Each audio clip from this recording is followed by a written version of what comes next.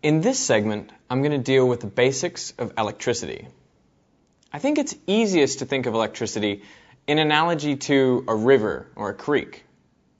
A fundamental quantity in a river is how much current is flowing. In other words, how much water is passing a point in a second. With electricity, current is also really important, but now we're talking about charge that passes a point in a second, not water. We measure that charge passing a point in a second in coulombs. So the current, which is given the symbol I, should be measured in the number of coulombs that pass a point in a second. Just like in the river, we might measure the amount of water that's flowing past a point in the number of buckets of water that are passing a point in a second, say 15 buckets a second. In a wire, we'll count the number of coulombs that go past a point, and that is the value of current, say 3 coulombs per second. A coulomb per second is given a special name. That name is an amp. But you must never forget that what an amp means is it means a coulomb passing a point in a second. So if there's a current of 5 amps flowing, that means 5 coulombs are passing a point in 1 second. Current is the easy part of electricity because I think it's not too difficult to think of the number of coulombs that are passing a point in a second. Voltage is a little bit trickier. Voltage or potential difference. I think the best way to think about that is to think about a lake. If we had a lake, there would be no current flowing. Why is that? The reason is because the bottom of the lake is flat. If you were to pick up one side of the lake and lift it up a little bit, then the water would start flowing down towards the other side. What you've done is you've created a difference in potential, gravitational potential energy. The side that you've lifted up now has more gravitational potential energy than the other side. So the water will rush down from higher potential to lower potential. In electricity, it's a very similar thing.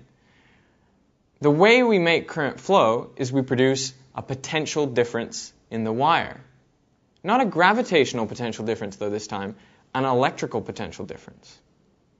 The way we can do that is with a battery. With a battery, that's like picking up one side of the wire and putting it at a higher electrical potential than the other side of the wire, the other end. So electrons will tend to flow from the higher potential down to the lower potential. And the greater potential we apply, the more the electrons will flow, the greater the current will get. In a very similar way to the river. The greater the difference in height in the river, the more the current will flow. So why do we use the word potential? What does that mean? The word potential refers to the potential to do work. The potential to do work is given in units of joules per coulomb. That is the energy per unit charge. But 1 joule per coulomb is given another name. It's called a volt. But you must remember, if someone tells you that there is a potential difference across a wire of 10 volts, that means that 1 coulomb of charge at the higher potential end can do 10 joules of work on its way down to the lower potential end. Or it can do 10 joules of work more than the charge, 1 coulomb of charge, at the lower potential end.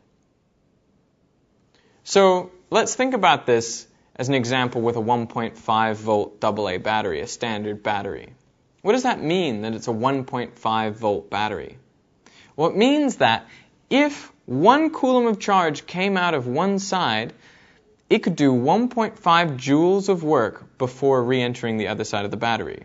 So if you connected the battery up to a little light bulb, each coulomb that came out of the top of the battery and went through the light bulb would give off 1.5 joules of light and heat before it re-entered in the other side. So, to summarize, there are 2 fundamental quantities in electricity, current and voltage. Current is the easier one. It's just the number of coulombs that are passing a point in a second. It's given the letter I, the symbol I, and its units are amps. But don't forget, 1 amp just means a coulomb per second. Voltage is a little bit trickier, refers to the difference in potential to do work in a wire. difference in electric potential. It's measured in the number of joules per each coulomb, but that is given the special name, the volt. The greater the amount of voltage that is applied across a wire, the greater the current that will flow in that wire.